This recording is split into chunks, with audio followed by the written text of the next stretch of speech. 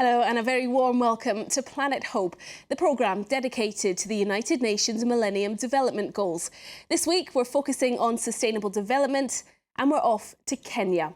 In just 2 years, Nairobi's become the African capital for new technology. While only 10% of Kenyans have access to the internet, 80% of Kenyan households have a mobile phone, making them very well connected.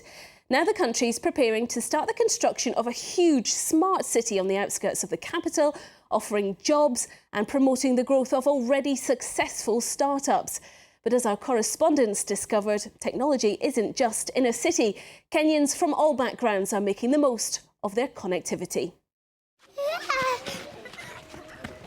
At a nursery school in Lanet Umoja, while family members wait outside, those inside are having a tough time.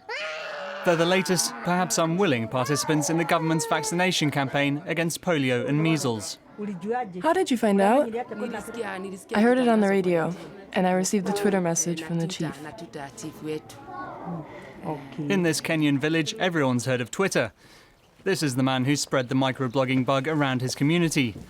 Francis Kariuki is the administrative chief here. He never goes far without his 2 aides or his mobile phone. Using it, he can access his 11,500 followers. I started to think of using Twitter for social things, just greeting people. I've gone to Nakuru, I'm eating breakfast. How can I be able to use this one to help me do my job? In an area without much internet access, the messages go via a system which sends them as text messages to mobile phones. Today, he sent a message to taxi bikes. I'm sending a message to call them to the office right now. My first meeting, we had gathered about 150 people. That time you would do flyers, posters everywhere, calling people to gather them. But now I don't bother, I just write the message and send it out. And it seemed to work. A few minutes later, the village's motorbike taxis roll up outside the chief's office.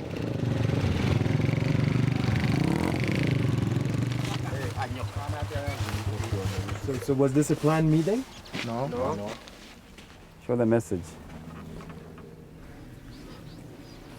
In Lanet Umoja, social networks aren't just used to arrange meetings. Hello, how are you? 3 months ago at this school, a child died, stung by a swarm of bees. Who remembers the swarm of bees? Me! They attacked me! Who remembers? I went to the hospital. Because the bees were everywhere, right? And it was terrible. And I think God intervened to save the situation. It was tough, it was bad. I called the chief.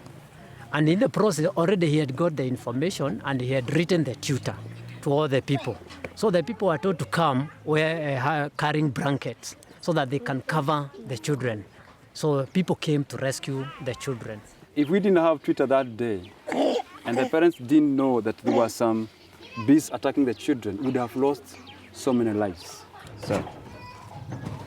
The social networks also help the tensions between different communities here to ease up, as neighbours get to know each other and help each other more. It seems almost everyone has a story to tell about how Twitter has affected them. So, this man is called Zachariah. He was once attacked at night, and what do you call robbers? I don't use the word robbers, and locked him from outside, so he could not come out. And then they went on, were trying to steal his chicken in that house over there. He called me and told me, I've been attacked by some people outside. I did the tweet. It's called, at Zachariah's home, there are some thugs. Can we go and help? And send the message. And all these neighbors came out. When the thugs heard it, they jumped over the fence, ran away. So that's why, our crime is not only about arresting people, but also being able to combat so that it doesn't happen. Twitter make this place a more safe place? Multi-safe, yeah, that's right. Yeah, it's now safer. It is not only me, the whole location. From now on, Kenya won't only be known for its wild animals, but also for its addiction to mobile phones. In the last few years, Nairobi has become Africa's new technology capital. And a new generation of connected entrepreneurs is getting going. Across the city, a number of incubators have appeared for technology startups. These act as springboards for talented young people hoping to revolutionise their continent. Jamila is one of them. This is the MFARM office. This is our first office, and we'll soon move out, hopefully.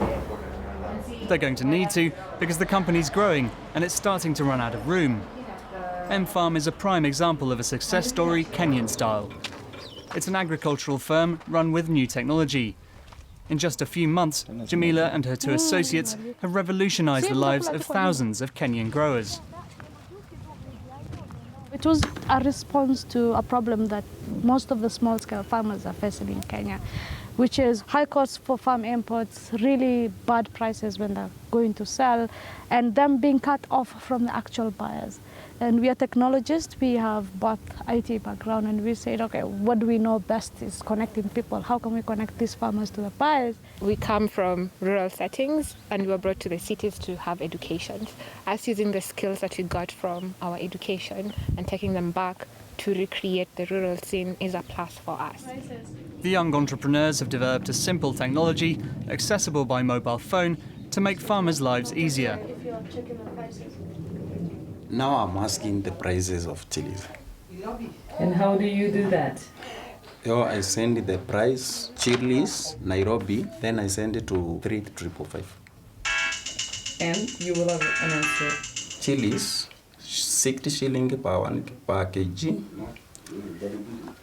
8 November 2012 in Nairobi. Before it was really difficult going round and looking for people aware of the prices, and for him that is waste of time and money because you have to go all the way to the markets where the markets are.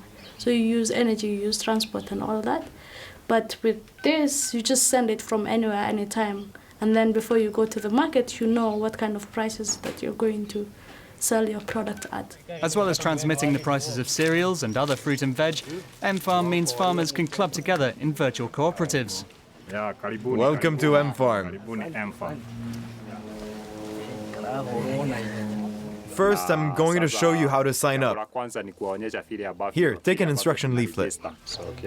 Joseph is a field agent for MFARM, whose main job it is to get farmers on board. You go to the Messages menu, you click Join. Did you click Join? And then you put in your name. In a few minutes, Joseph shows the clients how to put their production online via MFARM, and from there, find buyers.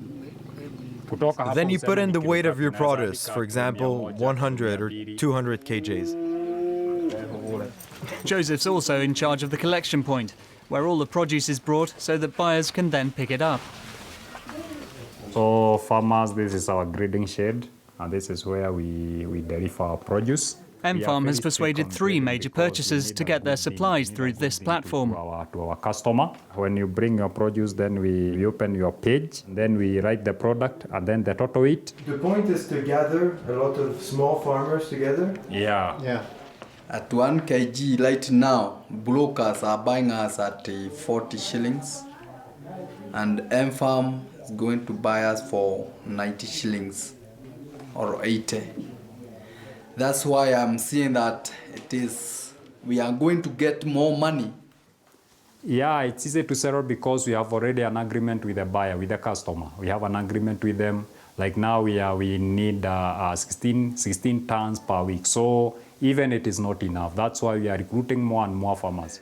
MFARM has already convinced 7,000 Kenyan farmers to get involved. Their target for 2015 is 7 million. The young entrepreneurs behind the project hope to export the system to other countries, in Africa and even into Latin America.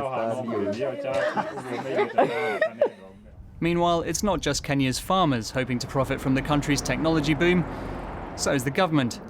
60 kilometres from Nairobi, on the road to Mombasa, there's a major new building project in the works. Konza Techno City will be a city of the future, focused entirely on new technology. This is a provincial plan. Where are we right now? Right now, as you can see, we came from Nairobi. So we bypassed the first entrance. So we are somewhere. This will be Kenya's African Silicon Savannah. For now, it's certainly more savannah than Silicon Valley, But according to the government, investors are already flocking in. There's nothing now, but a lot of potential investors have written to us, including IBM, who have already been given a land. The government's offering land to reel in big companies, but the cash will have to come from private investment. And Abuja's only planning to pay 10% of the $7 billion budget. Nonetheless, at the Ministry of Information and Communication, the Konza project sits in pride of place. This is a model of the Konza Technology City as it will look.